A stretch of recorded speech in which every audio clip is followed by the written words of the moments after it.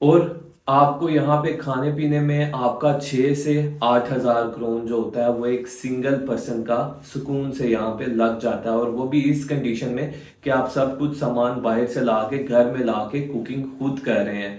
और अगर आप बाहर से खाना खाना शुरू कर देते हैं तो बहुत एक्सपेंसिव हो जाता है। और यहाँ पे ट्रांसपोर्ट बहुत ही महंगी है यार, उसके मंथली पासिस बहुत महंगे हैं।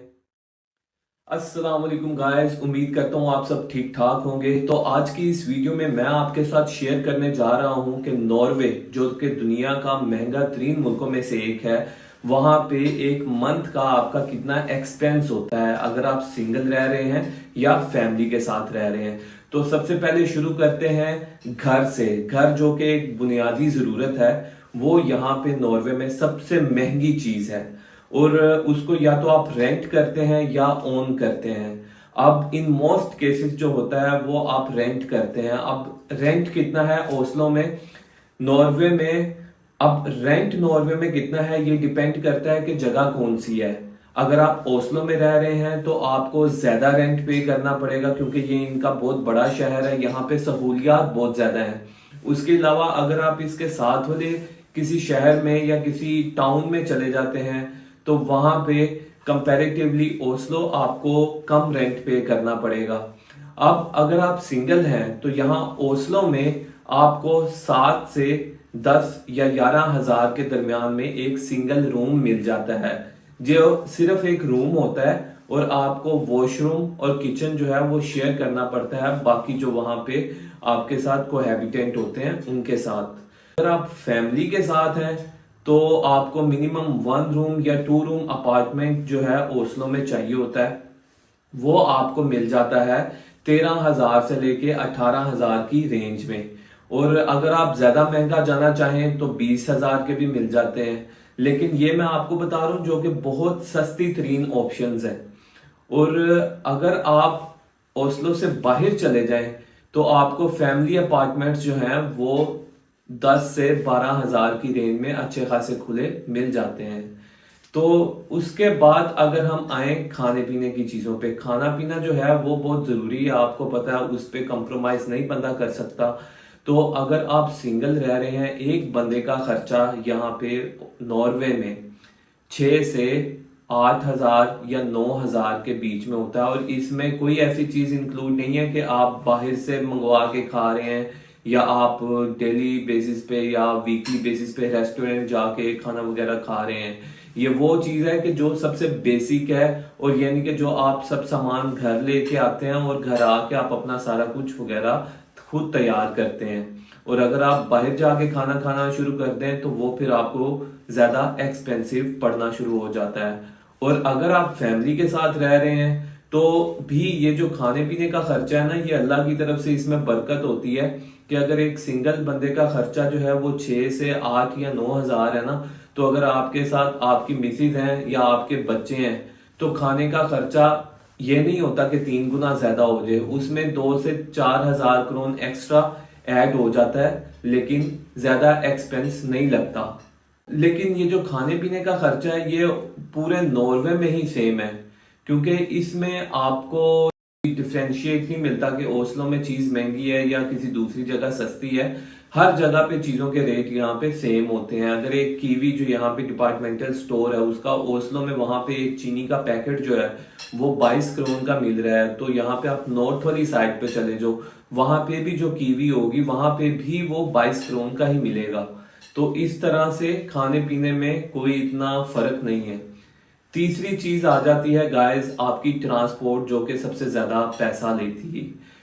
ट्रांसपोर्ट कहने को नॉर्वे दुनिया का अमीर तरीन मुल्क है, लेकिन ये फिर भी लोगों के टैक्स के पैसों पे चलता है। और दूसरी बात यह है कि ट्रांसपोर्ट यहाँ पे बाकी मुल्कों की निस्बत बहुत महंगी है। एक तरफ ये लोग कहते हैं कि आप जो है पब्लिक ट्रांसपोर्ट यूज करें ताकि हम माहौल को आलूदा होने से बचाएं, और दूसरी तरफ इन्होंने टिकटें इतनी महंगी रखी हुई हैं कि कोई बंदा नहीं चाहता कि पब्लिक ट्रांसपोर्ट यूज करे। तो जिस बंदे के पास जब ड्राइविंग लाइसेंस आ जाता है उसकी प्रायोरिटी होती है कि वो अपनी व्हीकल इस्तेमाल करे। आपका नॉर्मल मंथली कार्ड जो है ओस्लो में वो बनता है 1 मंथ का। अगर आप नॉर्मल बनवा रहे हैं तो वो 800 क्रोन्स के राउंड अबाउट बनता है, और अगर आप स्टूडेंट हैं तो वो 500 क्रोन्स के राउंड अबाउट हो जाता है। और ये सिर्फ जोन 1 का है। ओस्लो के 4 जोन्स हैं, तो ओस्लो के जोन 1 का है। अगर आपने जोन 1 से जोन 2 में जाना है तो आपकी टिकट डबल हो जाती। तो इसलिए ट्रांसपोर्ट का सिस्टम, ट्रांसपोर्ट बहुत अच्छी है यहाँ पे, लेकिन बहुत ही ज्यादा अननेसेसरली जो है एक्सपेंसिव है, बहुत ज्यादा एक्सपेंसिव है। उसके अलावा जो है चौथी चीज आ जाती है आपका मोबाइल इंटरनेट पैकेजेस वगैरह, कॉल वगैरह के पैकेजेस। वो एक नॉर्मल बंदे के जो होते हैं पर पर्सन जो है वो आपको खर्चा आ जाता है। अगर आपने अच्छी कंपनी का एक डाटा पैकेज लिया हुआ है, जैसे अनलिमिटेड डाटा पैकेज होता है, तो वो नॉर्मल आपको 500 से 600 क्रोन की रेंज में मिलता है। तो ये एक नॉर्मल रेंज में आपको बता रहा हूं। इसमें कम भी रेंज होती है अगर आप यानी कि महदूद डाटा पैकेज लेते हैं, जैसे कि 10 GB 20 GB का लेते हैं, तो वो आपको तकरीबन ऑलमोस्ट 200-250 क्रोन में पड़ जाता है। लेकिन अगर आप अनलिमिटेड लेते हैं तो वो 500 से 600-700 की रेंज में पड़ता है, किसी भी कंपनी का हो। तो गाइज इस मुल्क में, ये जो नॉर्वे कंट्री है, यहाँ पे आपकी तनख्वाहें अच्छी होती हैं, आप सब कुछ होके होता है। बंदा मार कहाँ पे खाता है, जो यहाँ पे इस मुल्क ने कानून बनाया हुआ है ना, आपकी तनख्वाह का 30% जो है वो टैक्स में चला जाता है। तो जो बाकी आपकी जेब में आता है ना, उसमें से आपने सारे एक्सपेंस अपने कवर करने होते हैं, जिसमें आपकी रिहाइश, खाना पीना, मोबाइल टॉप अप होता है, उसके अलावा आपकी जो ट्रैवलिंग है, ट्रांसपोर्ट है, उसका खर्चा होता है। तो गाइस अब बात आती है हेल्थ और एजुकेशन की। तो यार डजंट मैटर आपके कितने बच्चे हैं, एजुकेशन पे नॉर्वे में कोई खर्चा पानी नहीं है अगर आप यहाँ पे पहले से रह रहे हैं। सिर्फ इंटरनेशनल स्टूडेंट्स के लिए यहाँ पे फीसिस होती हैं, नेशनल स्टूडेंट्स जो होते हैं इनके अपने, उनके लिए कोई फीस नहीं है। और हेल्थ भी ऑलमोस्ट बिल्कुल फ्री है, तो इसलिए एजुकेशन और हेल्थ पे कोई खर्चा नहीं आता। तो गाइस फाइनली एक जो बंदा सिंगल रह रहा है ओस्लो में, उसका मंथली जो बेसिक खर्चा है वो तकरीबन 13 से लेके 16 या 18 हजार की रेंज में चला जाता है सुकून से। तो अगर आपकी फैमिली है साथ में तो ऑफ कोर्स आपका खर्चा जो है उस रेंज से ज्यादा हो जाता है।